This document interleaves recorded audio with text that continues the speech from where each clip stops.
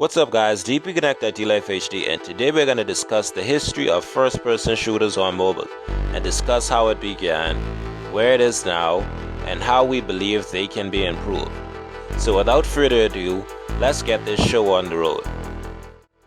The history of mobile first-person shooters started pretty nicely with games such as Metal Gear Solid Touch and Doom Resurrection that were like the first-person gallery shooters and not full first-person shooters, but it worked really well on iOS devices back in the day. Then such games as Mortal Kombat and the N.O.V.A series were released by Gameloft, and people began to get accustomed to a brand new way of controlling shooters on mobile. One side for panning, the other for movement and buttons for shooting. Mortal Kombat was Gameloft's version of Call of Duty, while N.O.V.A was Gameloft's version of Halo series. They were both really great games and we enjoyed playing the heck out of them. They both had really decent stories and enjoyable gameplay. After developers noted how popular and how much recognition these games were getting on mobile, such games as Resident Evil 4, Brothers in Arms, Battlefield, Bad Company, Deus Ex, Shadowgun, and Death Effect 2 were then released by very notable companies.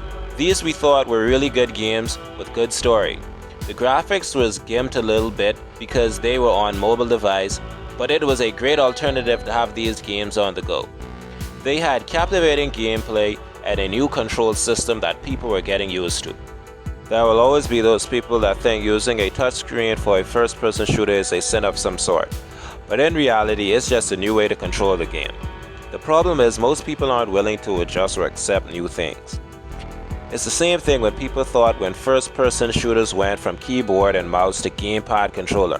Once you get used to it, give it a chance. They are controlled well. Also, while most of these games have gone the way of the dinosaur and have been extinct from the App Store, some of these still exist out in the wild, but have been unfortunately relegated to free-to-play games filled to the brim with in-app purchases. Then games like Eliminate and Mortal Kombat Vs were released. Don't get us wrong, they were good, but like any free-to-play game, they lack any type of deep and engaging storyline, and made the focus centered around online competition instead. This is where the first-person shooter eventually went on to become because it made the developers the most money. Unfortunately, they sacrificed story and non-lasting gameplay for short bursts of free-to-play mechanics and online gameplay. One final gaps for any type of story were games like Dead Trigger 2 and Enter the Dead 2, which are cool concepts for first-person shooters, but the gameplay is really gimped by having super short sessions and story modes that are just packed with free-to-play mechanics.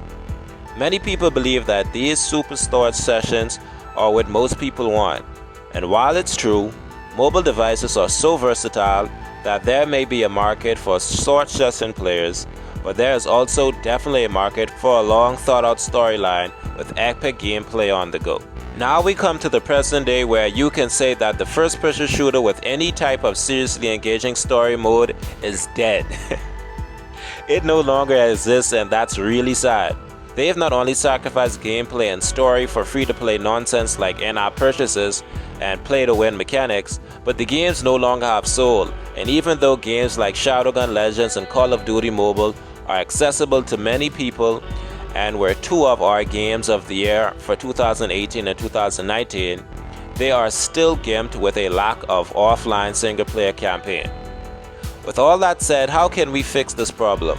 Well, Apple have created a service called Apple Arcade that focuses on storytelling and single-player game with no ads, no in-app purchases for free-to-play nonsense. There are currently no first-person shooters on the service, not even a family-friendly version. If Apple were to invest in a first-person shooter with a deep storyline and put it into Apple Arcade, it would be a huge hit. Make it happen, Apple. Alright guys, that's all for this video. Let us know what you think about our ideas in the comments below and the state of the first-person shooters on mobile. We love talking to you guys. You also can talk to us more on our Discord server. Info will be in the video description. Remember to like, subscribe for more videos like this. Lastly, check out our Twitter account for more gameplay of the latest releases. But most importantly, remember to always stay one up.